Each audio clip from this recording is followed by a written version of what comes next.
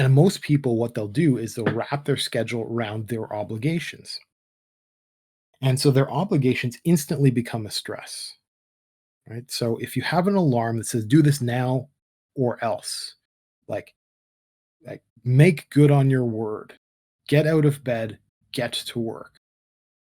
That that moment of shock, that moment of obligation is already a kind of demoralizer. And people start their day struggling against their alarm clock and being faced immediately with a kind of a wall, a kind of a hurdle that pushes them. Mhm. So, part of the morning lark perspective is um, if you are able to sleep and wake up without the hard obligations, so you're not shocked awake and you're not stressed, you're not worried immediately, you're able to actually take some of the experience of sleeping with you with your waking life. And although your obligations are still there, nothing's changed. You've just gotten up earlier.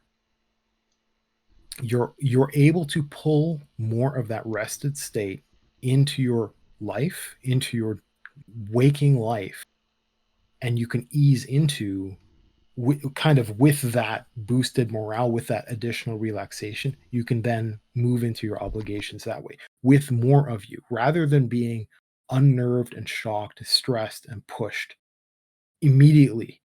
Now, this is so bad for some people because you're snapped out of your sleep by an alarm.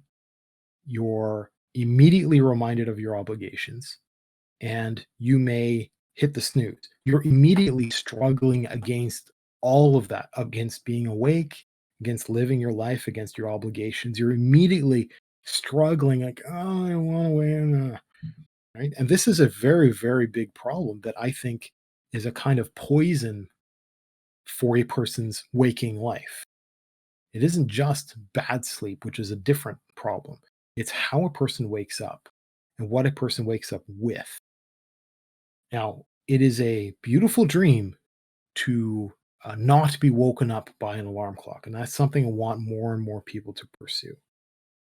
And maybe that means that you are going to have 10 hours of sleep, right? Until your body figures it out, until you actually catch up.